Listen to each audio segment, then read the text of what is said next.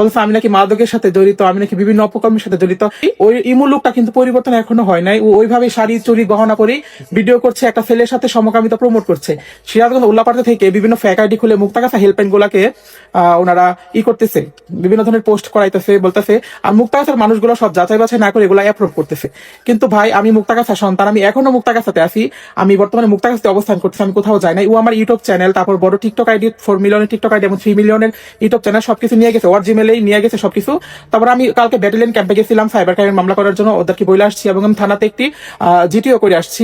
Guys, স্ক্রিনে যে ভিডিওটা দেখতেছেন না, এটা হচ্ছে ইমু সাব্বির। তো উনি কিছু গুরুত্বপূর্ণ কথা বলেছেন, অবশ্যই কথাগুলো মনোযোগ দিয়ে শুনে যাবেন এবং ভিডিওটাকে শেয়ার দিয়ে অন্যকে দেখার সুযোগ করে দিবেন।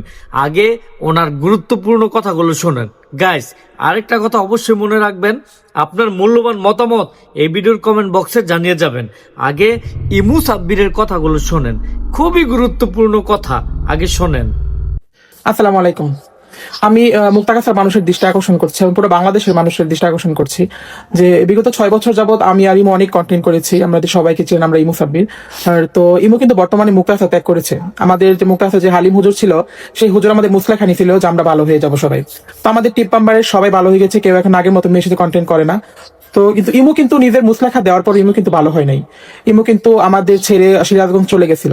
চলে যাওয়ার পরে ও কোনো কিছুই পরিবর্তন করে নাই। মাথায় একটা আলগা চুল পরে এসে দীর্ঘদিন ভিডিও করেছে। এখন আমাদের ফ্যামিলিতে ছিল বাবা মা ভাই বোন কিছু নেই। আমি কিন্তু আমাদের মুক্তাগাছার হালিম হুজুর, তারপর হচ্ছে নুরাইটির যে মশুর ভাই আছে, মশুর ভাইকে আমি সবকিছু বলেছি এবং কি ওরা অবগত। ইমু কিন্তু ভালো হয় নাই। ইমু কিন্তু আগের বেশভূষা ধরে ভিডিও করে, তো বিভিন্ন ছেলেদের নিয়ে ভিডিও করে, আমাদের সাথে আমার একটা কন্টেন্ট করে না, ভিডিও করে ছেলেদেরকে নিয়ে।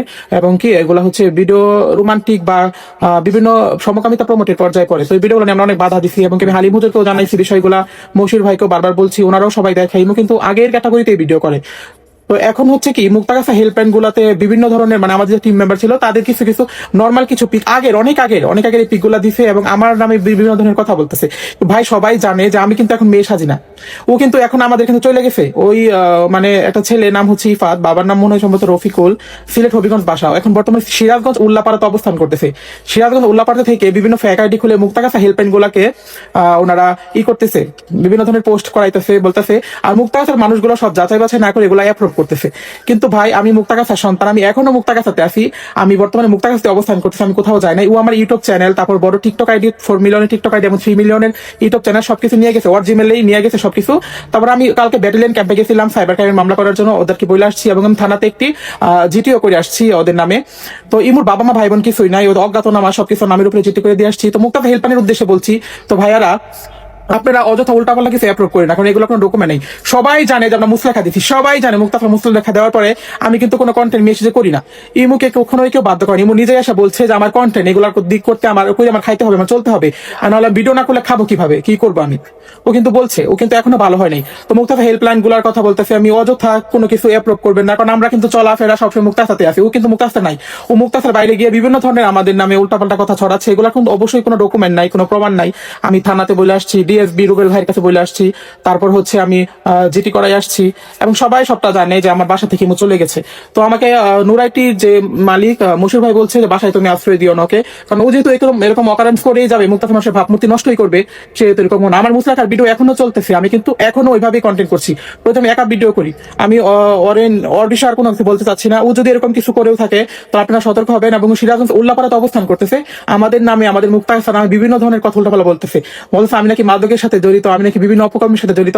আরে ভাই আমার বিষয়ে সবাই জানে, যদি উপযুক্ত প্রমাণের সহিত আমাকে কেউ ধরতে পারে আমি নিজেকে উন্মুক্ত করে দিব। ধন্যবাদ। এবং মুক্তাগাছা হেল্পলাইন মতো আবারও বলছি, এগুলো অ্যাপ্রুভ করবেন না, তাহলে আমি আবার থানায় গিয়ে জানাবো যে এগুলো অ্যাপ্রুভ করছে এবং আমার বিষয়ে উল্টাপাল্টা কথা তারা সায় দিচ্ছে। আপনাদের উচিত হচ্ছে আমাদের বিষয়ে জেনে যারা পরামর্শদাতা, যারা বিজ্ঞ লোক, তারা আমাদের বাসায় আসুক, আয়সা সকল প্রমাণ সকল এভিডেন্স যদি আমার পক্ষে আসে তাহলে আপনারা যা বলবেন আমি তাই করবো। আর যদি এরকম উল্টাপাল্টা ফেক আইডি উল্টাপাল্টা কিছু পোস্ট করে, সেহেতু আমার কোনো প্রবলেম হলে আমি কিন্তু কাউকে ছেড়ে কথা বলবো না। ধন্যবাদ। আপনারা যেভাবে আমাকে চাইছেন আমি কিন্তু বর্তমানে ওইভাবেই আছি। কিন্তু কি ওই ইমু লোকটা কিন্তু পরিবর্তন এখনো হয় নাই। ও ওইভাবে শাড়ি চুরি গহনা করে ভিডিও করছে, একটা ছেলের সাথে সমকামিতা প্রমোট করছে। আমি কিন্তু তার ধারে কাছেও নাই। আপনারা চাইলে মুক্তাগাছা সুপারি বাগান আমি থাকি দুদু কমিশনার বাসার পিছনে, আপনারা চাইলে আমার সাথে যোগাযোগ করতে পারেন। এবং আমি হালিম হুজুরের দৃষ্টি আকর্ষণ করে বলছি এই বিষয়টা পদক্ষেপ নেন। যে ইমু কিন্তু আমাদের এখান থেকে চলে যায়, এখনো পর্যন্ত মেয়ে এসে যে সিরাজগঞ্জ উল্লাপাড়া অবস্থান করছে, তারপরে বিভিন্ন ধরনের কথা বলছে। আমাদের পুরা টিম মেম্বার কিন্তু এখন ওইভাবে কেউ সাজুগুজু করে না, এইভাবে কেউ সম্মুখান্তপূর্ণ ভিডিও করে না, আমি একাই কমেডিয়ান ভিডিও করি। তো সবাইকে বলছি বিষয়টা দেখবেন, লক্ষ্য করবেন, কেউ কোনো উল্টাপাল্টা কথা অ্যাপ্রুভ করবেন না মুক্তাফা হেল্পলাইন গুলাতে। ধন্যবাদ।